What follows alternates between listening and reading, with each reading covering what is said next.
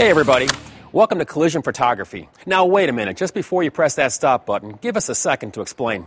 So why is it so important that a select service shop take the best possible collision photos? Well, one good reason might be that the select service agreement says you agree that electronic images will be of sufficient quality and support the amount of damage noted on the final repair bill.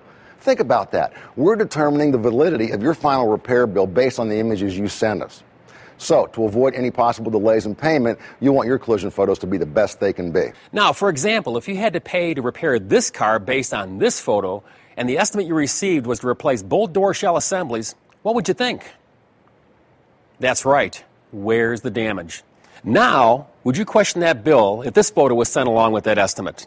Probably not. So now you can see how a good photo can really validate the amount of vehicle damage on the final repair bill.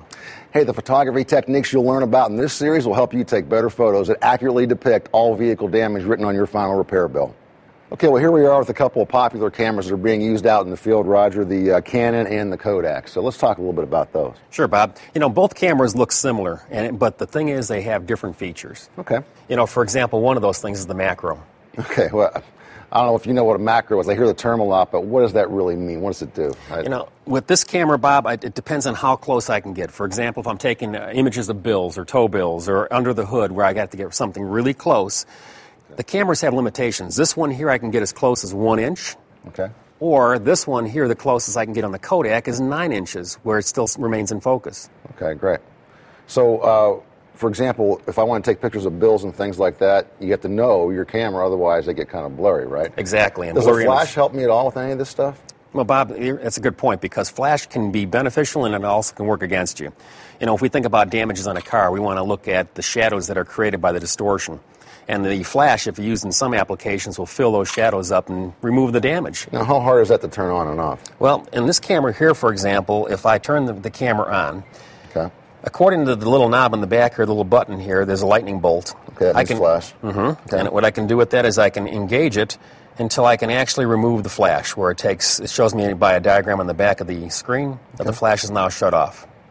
Now, what example can you give where I want to have the flash turned off? I thought the more light, the better. Well, if I put the camera on the automatic feature here and don't manipulate the flash button, the camera will adjust itself automatically. Okay, I'm like probably most people out there. I would rather not have to adjust all this stuff. I'd rather keep it on automatic all the time. Is that recommended? I mean, automatic is recommended for most shots, but there are those times when you're trying to capture that one image that really captures a lot of those line entries, as you mentioned, and the flash is working against me. Well, you talked about a lot of features, Roger, but what about guys like me who don't really understand all the stuff about cameras? What do you suggest? I mean, well, one of the things that we found, Bob, is that most people don't read the owner's manual. Yeah, I'm one of them. And each camera has unique features, and so in order to learn about those features, reading that owner's manual is going to be key. I don't have time to sit through and thumb through this big, thick document. I mean, is there any better way? I mean, actually, there is. If I have the camera disc that came with it, there's an electronic version of that manual there. Okay. Or if I go to the internet, I can download an electronic version. Both are electronic, PDF-type format, and I can word search them to come up with the outcome I'm looking for. Well, so if I'm looking at flash or macro or... All right, Roger, well, let's go get some photos and see how you can do this. Well, Bob, before we get into that, let's talk about the camera setup a little bit first. Okay. So one of the things that we get questions on is setting up time and date. Yeah. And with time and date, you know, do we need it, don't we need it? The answer to that is either way, but if it's used, it must be accurate. So it's not needed in all cases, but if it is used, it's got to be dead on. All right, so we'll do that, but if I'm setting up my camera, I'm going to hit it on automatic, right? Well, automatic for the most part, Bob, will take it right to the functionality where the camera is trying to self-adjust itself. And that works well in most cases, but since we're taking images of vehicles instead of people, we have to know how to use this camera better for those type of applications. Well, I know one thing. You'll probably want me to take high-resolution photos, right? Because that has the capability of doing that. You know, Bob, we hear that a lot, that a high-resolution image will probably become the best image to review, but actually you can do it at low resolution. And the reason we do this is because with 40,000 claims a day back here, they can really have a lot of data capacity issues. I understand that, but won't a low-resolution photo get me a grainy-looking type photo? I mean, well, Bob, if it's blown up, yes, it will. But at the same time, though, if we compose our image properly by capturing the things we need for that estimate, it'll actually come out really well. Hey, when you take the photo, this is important of how you take the photo. What we'd like you to do is write the estimate first, and then go get your images, because then it's fresh in your mind exactly what the images should show. And for those of you who have different state laws that tell you when to take the photo, if it's different than what I'm telling you, then you follow your state law. Oh, and you select service shops out there that mark up the car for a repair plan would like you to take the photos without the car being marked up. Because, see, sometimes these files go into litigation and subrogation, and those marked up photos aren't good for that purpose. So please try to remember that.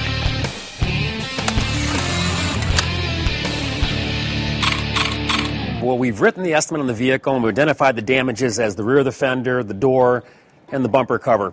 So the first thing in taking images after we've created that estimate is to identify the vehicle to the damages, and to do this we'll get an image of the license plate with the damages in that frame. Now, and when you start to frame out your image in the camera, you want to make sure that you capture all the car and really leave out all the background of the vehicle, because that's really not necessary. Also, too, the background can change the light settings of the camera automatically. So we want to capture just the car. So in this example here, we'll lower ourselves down. And by the way, it's not always necessary to stand up and do your images. You can get down with the damages. And by looking at the viewfinder, capturing that license plate on the right-hand side, we'll take our first image. Now, when we do this, we want to make sure that we don't shake the camera. So if we can stabilize that camera by, in this case here, I'll just put my arm on my knee, acting as a tripod, and then take my shot, because if the flash is not engaged, chances are it's going to hold the camera lens open a little bit longer to capture that shot in a low light situation.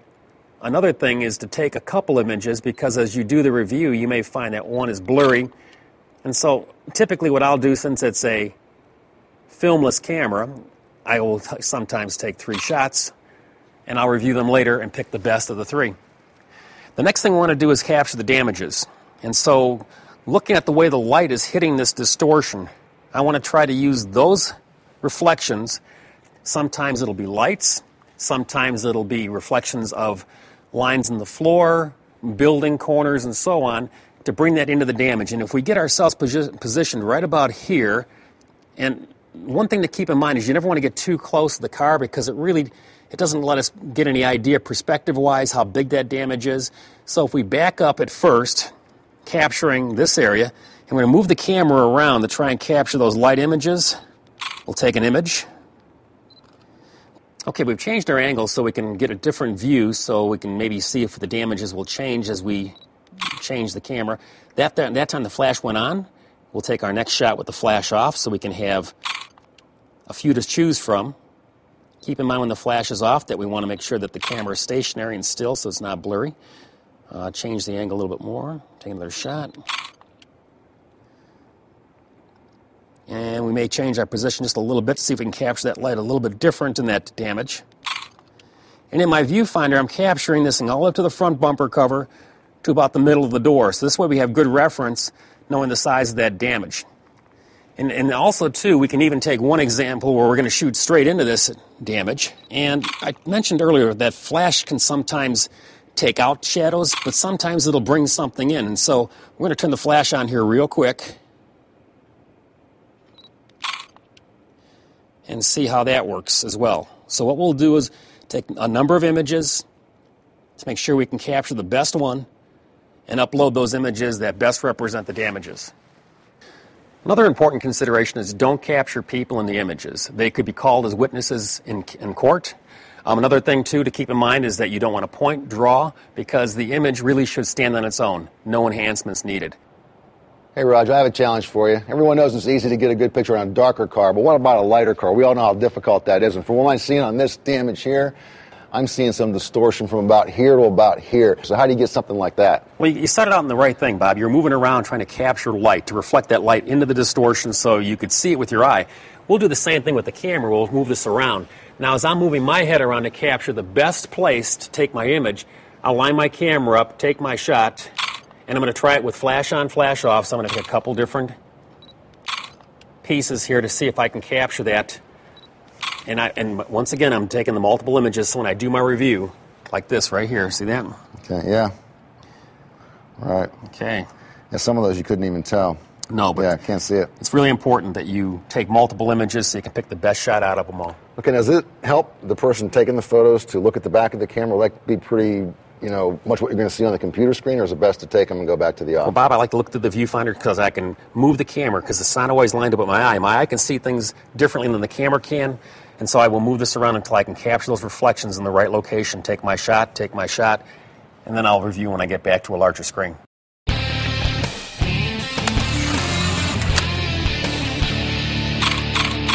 Well, hey, now we have some tips and techniques for you. And the first one is keep the best and delete the rest. Roger, talk about that a little bit. Well, the one thing you want to keep in mind is that the images, as you make your review, you want to try and capture as many of the line entries in each image as possible. This way, if you have one image that shows 2 or 3 things and one shows 6, take the 6, get rid of the 3.